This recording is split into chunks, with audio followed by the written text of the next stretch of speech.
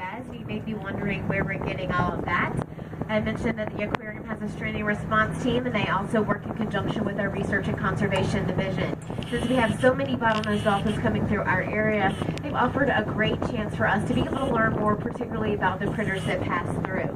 So we've done reproductive studies since we have so many moms and babies being born in our waters to see the calving interval, how long or how frequent those moms are going to have little ones, the characteristics of the babies, how long they stay with her. That's how I'm able to give you that exact information.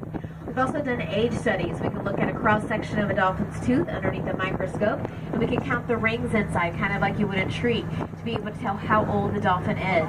Oldest dolphin in our stranding records is 48. You know, it's a female. Oldest male is 35, so that's how I'm able to give you that exact age range.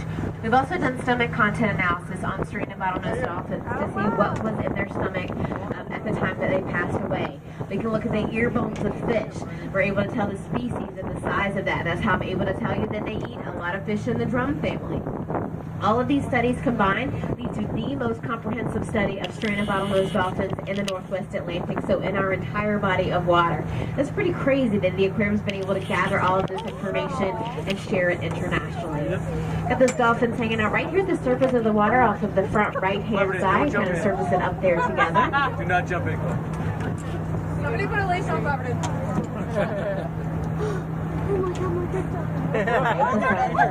So we've got a larger adult and a smaller juvenile kind of hanging out beside there. Dolphins in our area do group according to reproductive status. So you're going to have your moms who are pregnant with very small calves in one group, your moms with a little bit older calves in another group. The juveniles form their own bands and kind of hang out in mixed groups together until they're reproductively mature, and then once they are, the females will join the bands with their moms and their aunts, and the males tend to hang out a little bit more by themselves in bachelor or male alliances. You'll hear that I'm using the term group, and a lot of people wonder why I'm not using the term pod, because that's what we learned a group of dolphins was called. Well, we've learned from our research that that's not accurate in our area.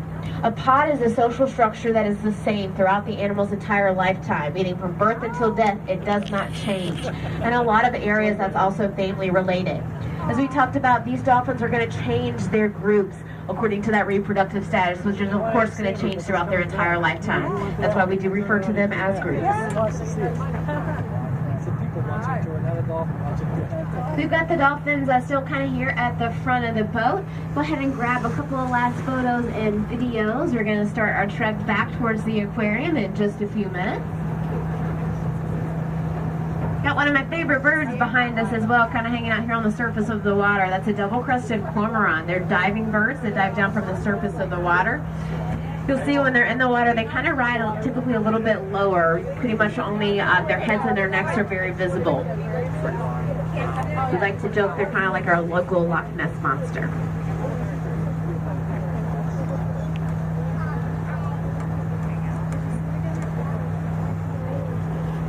Oh, you involved with the baby?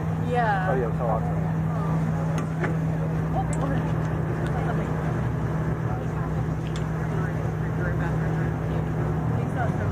Yeah, they actually all jumped on board and then like waved and said hi. All right, so on the return trip, I want you guys to continue to keep a lookout for wildlife. We absolutely may pass across some different groups of dolphins on the return trip.